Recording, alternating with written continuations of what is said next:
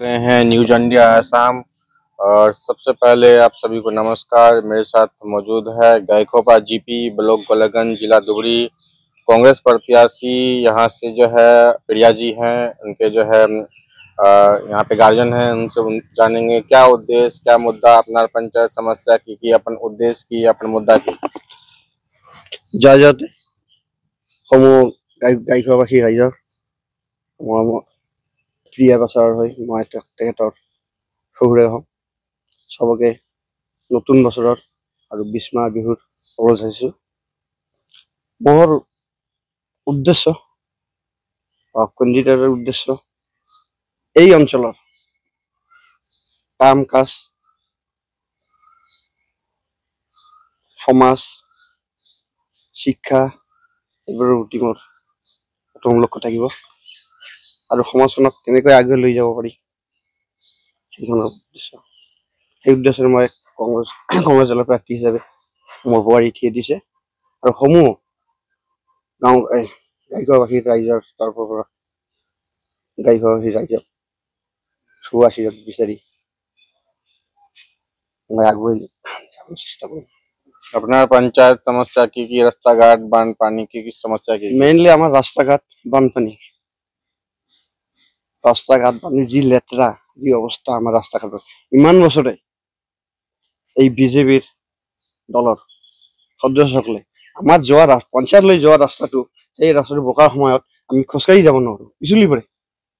এখন চাইকেল লৈ এখন বাইক লৈ আপুনি যাব নোৱাৰিব। আপুনি নান্নি পাৰ হৈ যিখিনি যায় সেইখিনি গোলকগঞ্জ অঞ্চলত ঠিক আছে, কিন্তু আমাৰ গায়কোৱা অঞ্চল আছে, সেইটোৱে এক নম্বৰ কথা। আৰু দ্বিতীয় গায়কোৱা হৰি মন্দিৰ আমাৰ হৰি মন্দিৰৰ পৰা এই সন্যাসী মন্দিৰ দেখা সেই ৰাস্তাটো একেবাৰে লেতেৰা।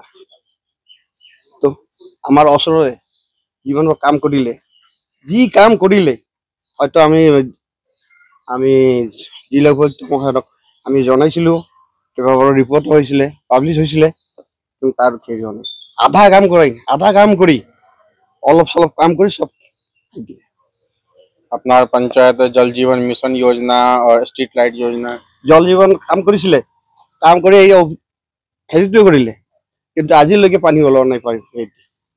আপুনি এই আমাৰ এই ৰায়পুৰ দক্ষিণ ৰায়পুৰ তৃতীয় খণ্ডৰে প্ৰথম খণ্ডত আজি 3 বছৰ হয়, আজিলৈ এটুপা পানী ওলোৱা নাই, অফিচ ষ্টাৰ্ট হোৱা নাই, জল নাই, কোনো পানীৰ ব্যৱস্থা নাই।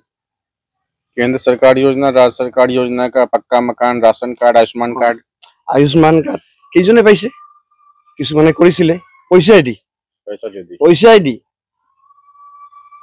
অনলাইনৰ পৰা পইচা দি বেলেগক কৰিছে, কিন্তু পঞ্চায়তে একো কৰা নাই। আয়ুষ্মান কাৰ্ড হেৰি ৰেচন কাৰ্ড পইচা দিলে পায়, নহ'লে নাই। আপোনাৰ পকা ঘৰ আজি আনিব